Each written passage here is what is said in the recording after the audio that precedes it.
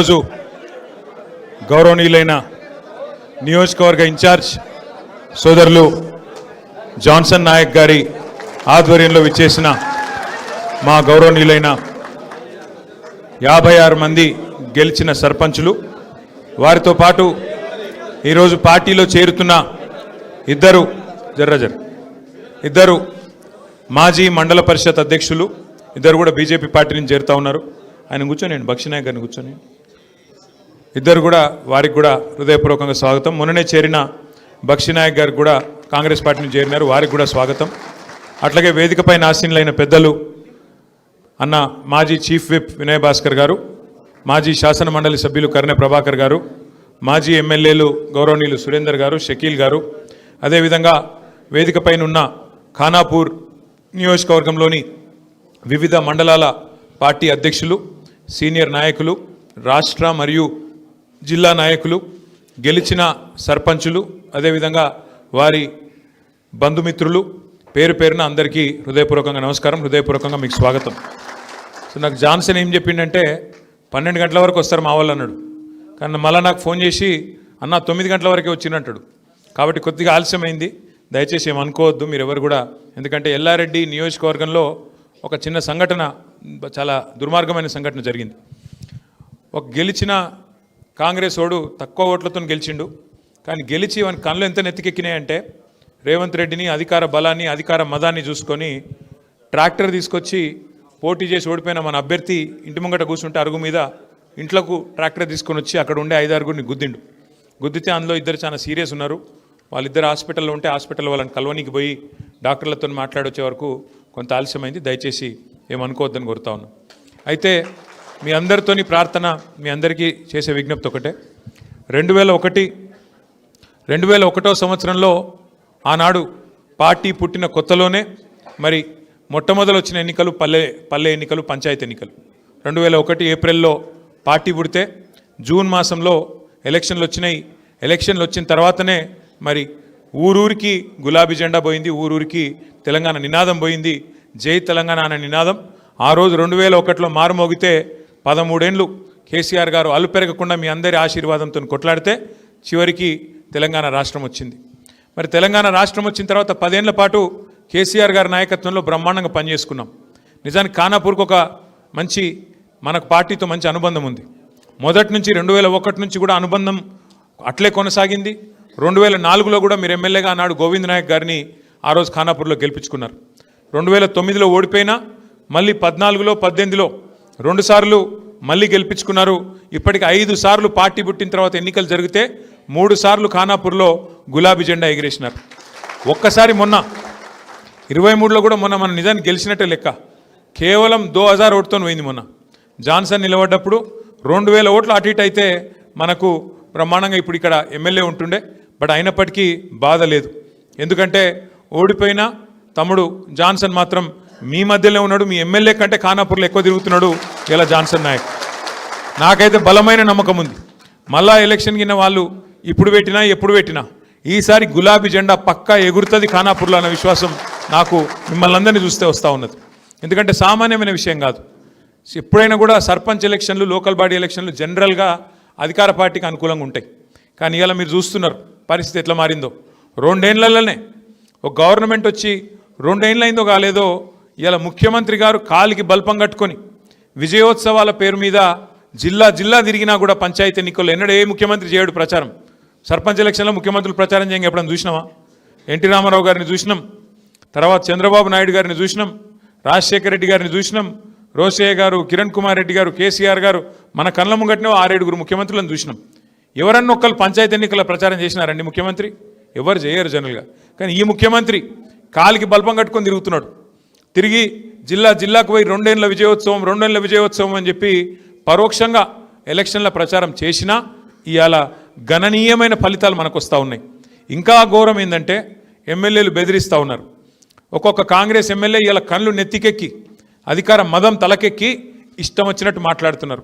ఇప్పుడే ఇక్కడికి వస్తుంటే నేను చూసిన ఒక కాంగ్రెస్ ఎమ్మెల్యే అంటుండు, మీరు నన్ను చంపేస్తే అంటే ఎలక్షన్లో ఓడగొట్టి నన్ను చంపేస్తే నేను మిమ్మల్ని చంపేస్తా గెలిస్తే అంటున్నాడు. ఆ మాటలు మాట్లాడుతున్నారు. అవి చూసుకొనే ఇలా కాంగ్రెస్ కార్యకర్తలు కూడా చెలరేగిపోయి పిచ్చి పిచ్చి ప్రవర్తనలన్నీ చేస్తూ ఉన్నారు.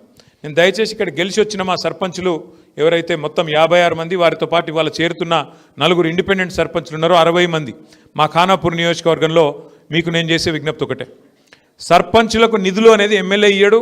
సర్పంచులకు నిధులు అనేది ఎవరో దాన ధర్మాల మీదనో వాళ్ళ ఇష్టాయిష్టాల మీద ఉండదు. మీకు ఒక విషయం అవగాహన ఉండాలి. అవగాహన ఏముండాలి అంటే భారతదేశంలో మనకు 5 అంచెల్లో ప్రభుత్వాలు ఉన్నాయి, 5 స్థాయిల్లో ప్రభుత్వాలు ఉన్నాయి. ఢిల్లీలో కేంద్ర ప్రభుత్వం ఉంటుంది, హైదరాబాద్లో రాష్ట్ర ప్రభుత్వం ఉంటుంది, జిల్లా కాడికి వచ్చే వరకు మీ నిర్మల్ జిల్లాలో నిర్మల్ జిల్లా పరిషత్ ఉంటుంది, ఆదిలాబాద్ జిల్లాలో ఆదిలాబాద్ జిల్లా పరిషత్ ఉంటుంది, మంచిర్యాలలో మంచిర్యాల జిల్లా పరిషత్తు, ఆసిఫాబాద్లో ఆసిఫాబాద్ జిల్లా పరిషత్ ఉంటుంది. దాని కిందికి వస్తే మండల పరిషత్తు, ఇంకా కిందికి వస్తే గ్రామ పంచాయతీ. అంటే 5 అంచెల్లో కింద గ్రామ పంచాయతీ, మీద మండల పరిషత్తు, దాని మీద జిల్లా పరిషత్తు, దాని మీద రాష్ట్ర ప్రభుత్వం, దాని మీద కేంద్ర ప్రభుత్వం. ఇట్లా 5 అంచెల్లో ప్రభుత్వాలు ఉంటాయి. ఎట్లయితే ఒక రాష్ట్రానికి ముఖ్యమంత్రిగా ఒక వ్యక్తి ఉంటారో, ఆయనకు మంత్రిమండలి ఉంటుందో, అట్లాగే గ్రామానికి గ్రామ పంచాయతీకి సర్పంచు, సర్పంచ్ గారికి అదనంగా వార్డు మెంబర్లు, ఉప సర్పంచులు అందరూ కూడా తోడుగా ఉంటారు. అంటే ఏ స్థాయిలో ప్రభుత్వం ఆ పద్ధతిలో నడవాలన్న ఉద్దేశంతో, స్థానిక ప్రభుత్వాలు కూడా మంచిగా ఉండాలన్న ఉద్దేశంతో రాజ్యాంగంలో బాబాసాహెబ్ అంబేద్కర్ గారు రాసిన రాజ్యాంగంలో మనకు హక్కులు మనకు పొందుపరచబడి ఉన్నాయి.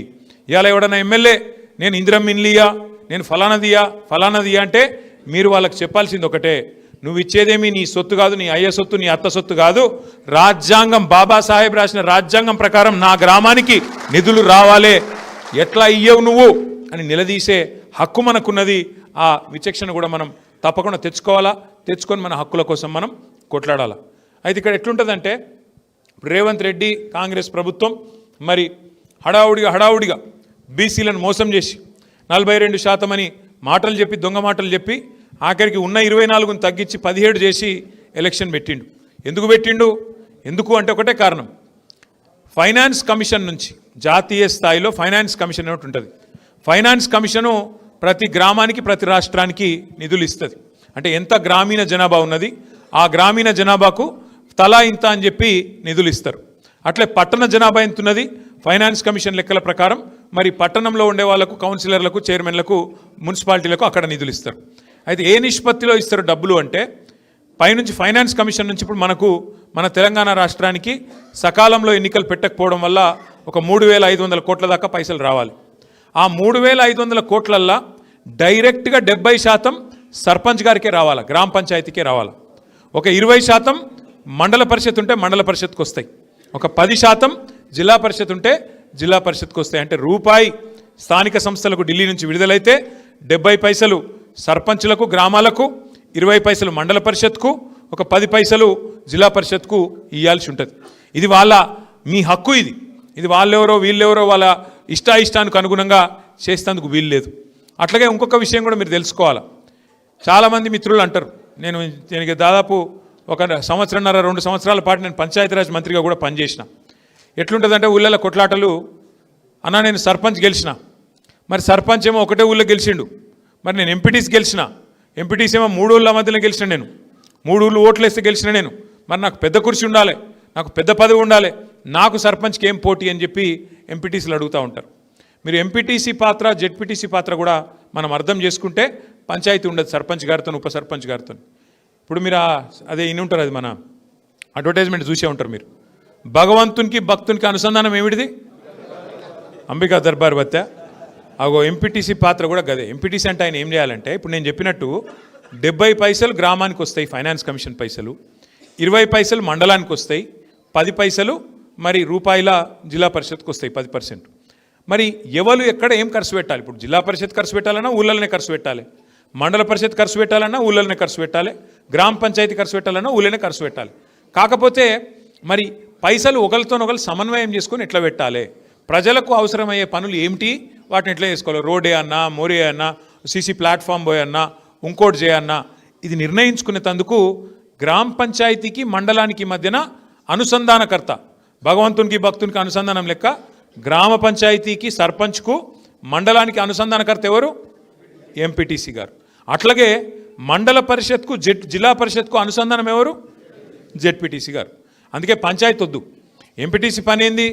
మండలికోవాలి, ఆడికెళ్ళి ఏమైనా పైసలు పట్టుకొచ్చి గ్రామ పంచాయతీలో సర్పంచ్ గారికి సన్నీళ్ళకు వేడి నీళ్ళు అన్నట్టు కలుపుకొని వాళ్ళు 70 పైసలు వీళ్ళు 10 పైసలు మొత్తం కలుపుకొని ఊరికి పనికొచ్చే పనులు చేయాలి.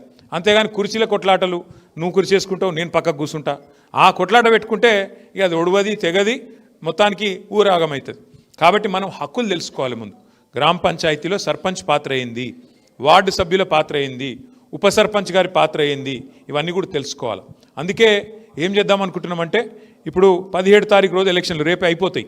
3 విడతల్లో ఎలక్షన్లు ఉన్నాయి, రేపు అయిపోతాయి. దీని తర్వాత తొందరలోనే మరి జిల్లా పరిషత్ ఎలక్షన్లు కూడా పెడతారని చెప్పి వార్తలు వస్తున్నాయి. జనవరిలో పెడతారు లేదా ఫిబ్రవరిలో పెడతారు అని వార్తలు వస్తున్నాయి. అవి కూడా పూర్తయితే మనం ఏం చేద్దామంటే పార్టీ పరంగానే అన్ని జిల్లాలలో మనకు పార్టీ కార్యాలయాలు ఉన్నాయి. మీకు నిర్మల్లో పార్టీ ఆఫీస్ ఉన్నది, ఆసిఫాబాద్లో ఉన్నది, ఆదిలాబాద్లో ఉన్నది, మంచిర్యాలలో కూడా ఉన్నది. అట్లా ప్రతి జిల్లా కేంద్రంలో మనకు పార్టీ ఆఫీస్ ఉన్నది.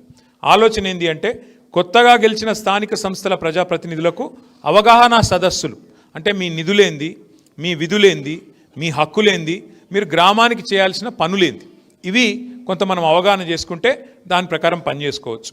పెద్దలు కేసీఆర్ గారు 10 ఏళ్ళు ఈ రాష్ట్రానికి ముఖ్యమంత్రిగా పనిచేసినప్పుడు, ఎందుకంటే తాను స్వయంగా గ్రామీణ ప్రాంతం నుంచి వచ్చిన ఒక రైతు బిడ్డ కేసీఆర్ గారు, అందుకే ఆయన బలంగా నమ్మిండు. మహాత్మా గాంధీ గారు చెప్పినట్టు పల్లెలే దేశానికి పట్టుకొమ్మలు అనే మాట బలంగా నమ్మిండు. కాబట్టే పల్లెలను బాగు చేసే కార్యక్రమం కేసీఆర్ గారు చేసిండు. ఏం చేసిండు? మొదలు గ్రామ జ్యోతి అనే కార్యక్రమం పెట్టిండు.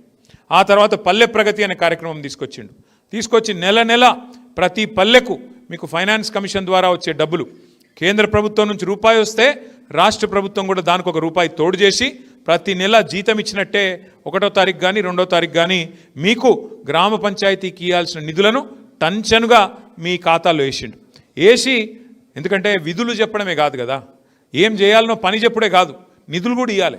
నిధులు ఇవ్వకపోతే, పైసలు ఇవ్వకపోతే పని ఎడికెళ్ళవుతుంది. అందుకే విధులు చెప్పిండు, నిధులు కూడా చెప్పిండు. విధులు అంటే బాధ్యత, మీరేం పని చేయాలి. సో ఆ రకంగా ప్లాన్ చేసిండు. ఏం జరిగింది కేసీఆర్ గారి ప్రభుత్వంలో? ఏం జరిగింది అంటే అద్భుతాలు జరిగినాయి గ్రామ పంచాయతీలలో. గుర్తు తెచ్చుకోండి ఒకసారి. 2014 ముందు రాష్ట్రంలో పల్లెలు ఎట్లుంటుండే, తర్వాత ఎట్లయినాయి. ఇవాళ మీరు ఖానాపూర్ నియోజకవర్గంలోని ఏ పల్లెకు పోయినా ఆ పల్లెలో ఒక నర్సరీ ఉంటుంది. ఏ పల్లెకు పోయినా అక్కడ ఒక పల్లె ప్రకృతి వనం ఉంటుంది. ఏ పల్లెకు పోయినా అక్కడ బ్రహ్మాండంగా ఇవాళ ఒక ట్రాక్టర్ ఉంటుంది, ఒక ట్యాంకర్ ఉంటుంది, ఒక డంపింగ్ యార్డ్ ఉంటుంది, ఒక వైకుంఠ ధామం ఉంటుంది, ఒక వాటర్ ట్యాంక్ ఉంటుంది, ఇంటింటి ముంగట నల్లా ఉంటుంది. ఇది దేశంలో ఒక తెలంగాణలో తప్ప ఈ పరిస్థితి ఎక్కడా లేదు. చేసింది మన నాయకుడు కేసీఆర్ అని మనకి మనం కితాబిచ్చుకుంటలేం. మన తెలంగాణ జనాభా భారతదేశంలో చూసుకుంటే 3% కంటే తక్కువ. ఎందుకంటే దేశం జనాభా 150 కోట్లు, దగ్గర 147 కోట్లు, మన జనాభా 4 కోట్లు. మన 4 కోట్లు అంటే ఎంత? 3% కంటే తక్కువ. కానీ కేసీఆర్ గారి ప్రభుత్వంలో మనం చేసిన పని ఎంత గొప్ప పని అంటే, ఎంత అద్భుతంగా పని జరిగిందంటే గ్రామాలలో నాకు గర్వంగా అనిపిస్తున్నది ఈ మాట చెప్పడానికి.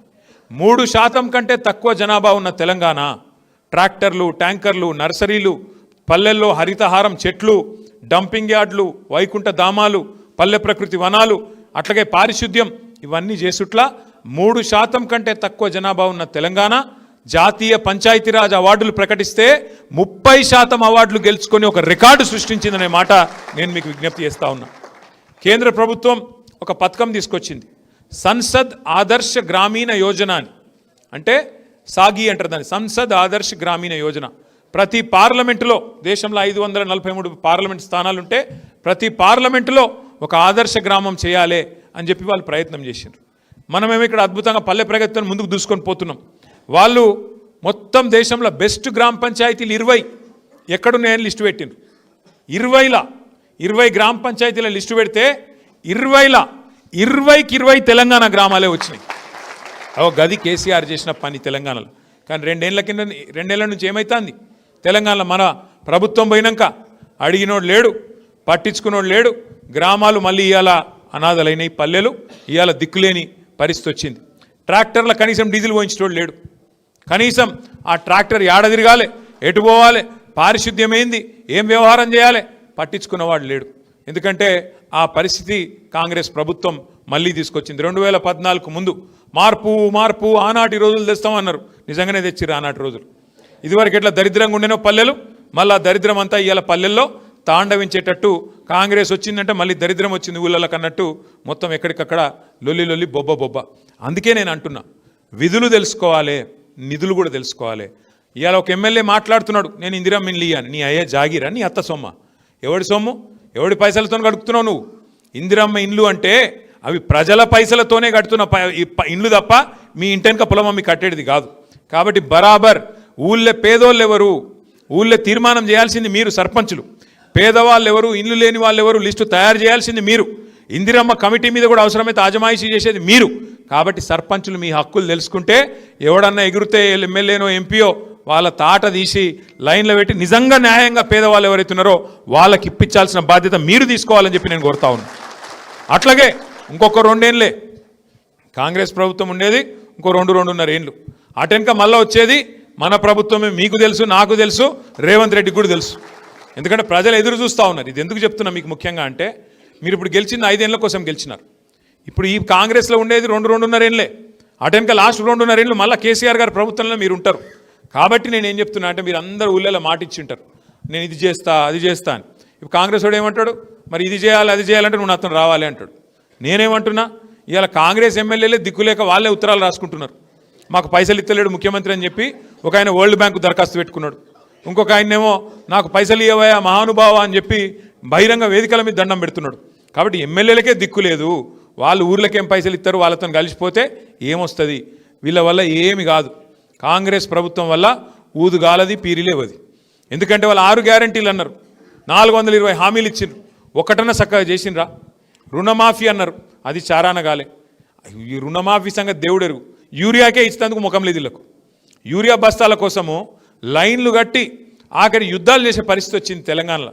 కేసీఆర్ ఉన్నప్పుడు కడుపుల సల్ల గదరకుండా ఆటోనికి పైసలు ఇస్తే వాడి ఇంటి ముంగట వచ్చి పారేసిపోతుండే యూరియా బస్తా. నేను చెప్పేది కరెక్టేనా? ఇవాళ ఏంది పరిస్థితి? ఆఖరికి యూరియా కోసం కూడా రైతులు మరి లైన్లలో నిలబడి ముష్టి యుద్ధాలు చేయాల్సిన పరిస్థితి వచ్చింది. మొన్న పోయినసారి తన్నుకున్నారు, ఈసారి కూడా అదే పరిస్థితి ఉన్నది. అందుకే ఇప్పుడు ప్రభుత్వం తెలివిగా కొత్త కథ వేసింది. ఇప్పుడు ఏంటంటే తెలుసా మీకు కొత్త స్కీము? షాపులో అమ్మాల్సిన యూరియా యాప్లో అమ్ముతారట. షాపులో అమ్మాల్సిన యూరియా యాప్లో అమ్ముతారట. అంటే ఏంది వాని బాధ? ఒకటే బాధ, ఏడ మళ్ళీ లైన్లు కనబడితే ఏడ తిడతారు, మళ్ళీ లైన్లు చెప్పులల్లో వరుస కనబడ్డాయి అనుకో, మళ్ళీ ప్రభుత్వానికి తిట్లు, తల వాసిపోతుంది అని చెప్పి భయంతో ఇక యాప్ ఆన్లైను అని చెప్పి తప్పించుకునే కథలో ఇవాళ చెప్పుల జాతరలు మళ్ళీ కనబడతాయి కాబట్టి, మళ్ళీ తిట్లు పడతాయి కాబట్టి, ప్రజలు మళ్ళీ పొల్లు తిడతారు కాబట్టి భయంతో షాపులో అమ్మాల్సిన యూరియాను యాప్లో అమ్ముతా అని చెప్పి ముఖ్యమంత్రి గారు కొత్త స్కీమ్ తెచ్చిండు. 6 గ్యారంటీలు కాకెత్తుకపోయింది, ఆఖరికి యూరియా కూడా యాప్ ఎత్తుకపోయే పరిస్థితి వచ్చింది ఇవాళ మనకు. అందుకే నేను అంటున్నా మీకు, దయచేసి ఈ ప్రభుత్వం అట్టర్ ఫ్లాప్ ప్రభుత్వం అనేది అందరికి అర్థమైపోయింది. వీళ్ళకి కనీసం ఉన్న కరెంటు చక్కగా ఇచ్చే తెలివి లేదు, ఉన్న మంచి వ్యవసాయాన్ని చెడగొడుతున్నారు. రైతు బంధు కేసీఆర్ ఉన్నప్పుడు బ్రహ్మాండంగా మీరు ఏం అడగకుండా నాట్లేసే టైం వచ్చిందంటే బ్రహ్మాండంగా టింగు టింగు అంటుండే ఫోన్లు మంచిగా రైతు బంధు పడుతుండే. వీళ్ళకు టింగు టింగు నచ్చలే, టకీ టకీ అట కొత్త సౌండ్, టకీ టకీ పడుతుందా? మరి టకీ టకీ పడుతుందా రైతు బంధు? సిగ్గు లేకుండా 2 సార్లు రైతు బంధు కూడా ఎగ్గొట్టింది ఈ ప్రభుత్వం.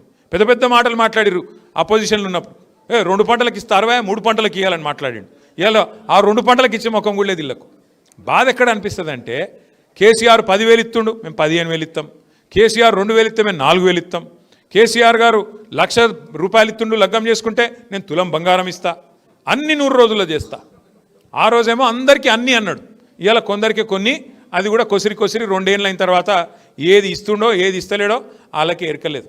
సాధారణంగా కాకపోతే ప్రజలు మంచోళ్ళు, వాళ్ళు ఏమనుకుంటారంటే ఇంకో 3 ఏళ్ళు గవర్నమెంట్ ఉంది కదా బిడ్డ, కాబట్టి వాళ్ళకైతే మన పని అవుతుందేమో అనుకుంటారు. కానీ మన తెలంగాణలో మాత్రం ఇవాళ తిరుగుబాటు తత్వం కనబడుతున్నది. మొదటి విడతలో మనకు దగ్గర 40-45% సీట్లు ఇచ్చారు. 2వ విడతకి ఇంకా పెరిగింది కొద్దిగా. ఇక 3వ విడత వచ్చేవరకు ఆయన కాంగ్రెస్ వాళ్ళు భయపడి రేపు జిల్లా పరిషత్ పెడతారో పెట్టరో నాకైతే అనుమానమే కొడుతుంది. ఎందుకంటే గుర్తు లేకుండా జరిగే ఎన్నికలని గీపరిస్తున్నది. ఇక మరి కారు గుర్తు వచ్చిందనుకో, గులాబీ జెండా వచ్చిందనుకో, ఎట్లుంటుంది మరి? ఇక బుగులు పట్టుకుంది కాంగ్రెస్ వాళ్ళకు. అందుకే మరి పెడతారా పెట్టారా చూడాలి. కానీ నేను ఖానాపూర్ మా అన్నదమ్ములను అక్క చెల్లెలను కోరుతున్నా, జనరల్గా ఏంటంటే సర్పంచ్ ఎలక్షన్ అన్న వరకు ఊళ్ళే మనోళ్ళే 2-3 కొట్లాడతారు. ఇనరు, ఎంత చెప్పినా ఇనరు, జిద్దుకోతారు. 2, 3, 4 నేను గెలుతా అంటే నేను గెలుతా. ఈ ఆఖరికి ఏమంటారు, అన్నా నేను గెలిచి వస్తా అంటారు, గెలిచి రాకపోతే ముఖం చూపెట్టా అంటారు. ఇక ఇటువంటి డైలాగులన్నీ ఉంటాయి. కానీ నేను నా ప్రార్థన మీతోని, ఎలక్షన్ నడిచిపోయింది, ఎలక్షన్ నడిచిపోయినాక కలిసిపోవాలి. మళ్ళీ నిన్నటిదాకా తనుకున్నా గుద్దుకున్నా తెల్లారి నుంచి, ఎందుకంటే వచ్చే యుద్ధానికి సిద్ధం కావాలి. జిల్లా పరిషత్కు మండల పరిషత్కు సిద్ధం కావాలి. ఇప్పటి నుంచే నేను జాన్సన్ గారిని కోరుతున్నా, మండలాల వారీగా సమావేశాలు పెట్టుకోండి. మండలాల వారీగా ఇప్పటి నుంచే అవసరమైతే సమన్వయ కమిటీలు వేసుకోండి. మంచి అభ్యర్థులను మీరే దేవులాడుకోండి. జనరల్గా ఉంటాయి, ఎట్లా పంచాయతీలు ఉంటాయి, అరే నాకు కావాలంటే నాకు కావాలని. కానీ మర్చిపోకండి, 2-2.5 ఏళ్ళలో మన గవర్నమెంట్ వస్తుంది. వచ్చినాక కొంతమంది నామినేటెడ్ పొజిషన్లు తీసుకోండి. మార్కెట్ కమిటీలు ఉంటాయి, డైరెక్టర్లు ఉంటాయి, ఇతరత్ర జిల్లా స్థాయి నామినేషన్ పదవులు ఉంటాయి. ఎవరన్నా కొంత సర్దుబాటు ధోరణి అవలంబిస్తే పార్టీకి లాభం అవుతుంది. అట్లా ఇప్పుడు కొత్త కమిటీలు కూడా వేసుకోబోతా ఉన్నాం. మనం ఇప్పుడు తొందరలోనే మనం ఈ స్థానిక సంస్థల ఎన్నికలు ఇల్లులంతా అయిపోయాక మెంబర్షిప్, కొత్త జిల్లా కమిటీలు, కొత్త మండల కమిటీలు, రాష్ట్ర కమిటీ మొత్తం వేసుకోబోతా ఉన్నాం. కాబట్టి కొంతమంది పార్టీ కమిటీల దిక్కురండి, పార్టీకి పనిచేయండి. కొంతమంది ప్రజాక్షేత్రంలో కొట్లాడండి. కొంతమంది నామినేటెడ్ పదవులు తీసుకుంటాం, మాకు టైం ఉందనుకుంటోళ్ళు నామినేటెడ్ పదవి తీసుకోండి. ఆ రకంగా అందరం కలిసికట్టుగా పార్టీని కాపాడుకుంటూ ముందుకు పోదాం. కానీ ఒకటి మాత్రం నేను పక్కగా చెప్తున్నా, మీరెవ్వరు కూడా బాధపడవలసిన అవసరం లేదు. కొంత అవుతుంటాయి సంఘటనలు. ఇప్పుడు ఎల్లారెడ్డిలో ఒక సంఘటన జరిగింది, సూర్యాపేటలో ఒక సంఘటన జరిగింది, అట్లాగే ఖానాపూర్లో కూడా మొన్న ఒక సంఘటన జరిగింది. అక్కడ సోమారిపేట ఎర్రచింతల్ గ్రామ సర్పంచ్ బండారి పుష్ప గారి భర్త రవీందర్ గారు ఆయన ఆత్మహత్య చేసుకున్నాడు. అంటే ఇట్లాంటి నిజానికి మా అందరికీ చాలా బాధ కలిగించే పరిస్థితి. ఆత్మహత్య చేసుకొని చచ్చిపోతే నేను ఫోన్ చేసిన అదే రోజు జాన్సన్కు, రమ్మంటావా తమ్మి ఏంటంటే ఇక ఎలక్షన్ నడుస్తుందన్న, ఈ లొల్లిలో ఎవరి లొల్లిలో వాళ్ళు ఉన్నారు, ఇప్పుడు వద్దు కొన్ని రోజులైనాక పోదాం మనం అని చెప్పిండు. నా రిక్వెస్ట్ మీతో దయచేసి ఎవరు తొందరపాటు నిర్ణయాలు తీసుకొని ఈ ఆత్మహత్యలు కొట్లాటలు ఇవి మంచిది కాదు. ఎలక్షన్ తిరిగి కొట్లాడదాం. అవతలోడు మన మీద దాడి చేస్తే మన మీదకి వస్తే అందరం కలిసికట్టుగా ఎదుర్కొందాం, వాళ్ళ దౌర్జన్యాలను తిప్పికొడదాం. అంతేగాని ఈ రకంగా బేజారు కావద్దని నా రిక్వెస్ట్. ఇంకొక రిక్వెస్ట్ కూడా మీ అందరితో నా ప్రార్థన, అద్భుతంగా 2 ఏళ్ల నుంచి మంచి పోరాట పటిమ ప్రదర్శించి ఇవాళ నిజానికి చాలా గొప్ప ఫలితం మీరు సాధించినారు. ఖానాపూర్లోనే కాదు మొత్తం రాష్ట్ర వ్యాప్తంగా కూడా ఇలా ఎక్కడ చూసినా కాంగ్రెస్ పార్టీ బిత్తరపోయే ఫలితాలు వస్తున్నాయి. వాళ్ళు పరిశాన్ అవుతున్నారు, అరే గిట్లా గులాబీ సేనలో గింత పోరాట పటిమ ఉందా, కేసీఆర్ దళంలో గింత కత్తున్నదా, అయిపోయింది అనుకున్న పార్టీ మళ్ళొక్కసారి లేచి రుకులాడుతుంది కదా, గులాబీ జెండా గల్లీ గల్లీలు ఎగురుతుంది కదా అని కాంగ్రెస్ వాళ్ళు బీరిపోయే పరిస్థితి వచ్చింది. రేపు జెడ్పీటీసీ ఎంపీటీసీ ఎన్నికల్లో వాళ్ళ ఈపు ఇమానం మోగే విధంగా బ్రహ్మాండమైన తీర్పిచ్చే విధంగా ఐకమత్యంగా కొట్లాడదాం. టికెట్ ఒకరికే వస్తుంది, కానీ ఎవరు నారాజు కావద్దు, నొచ్చుకోవద్దు, జర కలిసిమెలిసి పనిచేయాలని చెప్పి మిమ్మల్ని కోరుతూ ఇప్పుడు ఏం చేద్దామంటే దయచేసి అందరూ ఒక్కసారి వస్తే ఎవరికి ఫోటోలు రావు, ఎవరికి ఏం రావు. ముందు గెలిచిన సర్పంచులు, గౌరవ సర్పంచులు, ఒకవేళ లేడీస్ ఉంటే వాళ్ళ భార్యలు, అదే వాళ్ళ మన భర్తలు, లేడీస్ ఉంటే సర్పంచ్గా వారు ఇద్దరు రండి. మిగతా ఒకరి తర్వాత ఒకరు మండల్ బై మండల్ పిలుస్తాం. వాటిని దయచేసి దయచేసి వారిని సెపరేట్గా వారిని కలుద్దాము. మీరు మిగతా వాళ్ళు దయచేసి ఆగాల. ఓన్లీ ఫస్ట్ సర్పంచ్ల తర్వాత వారికి సన్మానం చేసుకున్న తర్వాత మిగతా వాళ్ళందరం కూడా ఫోటోలు దిగుదాం. ఎవరు తొందరపడద్దని చెప్పి కోరుతూ జై తెలంగాణ. కేటీఆర్ గారు మీతో అందరితో ఫోటో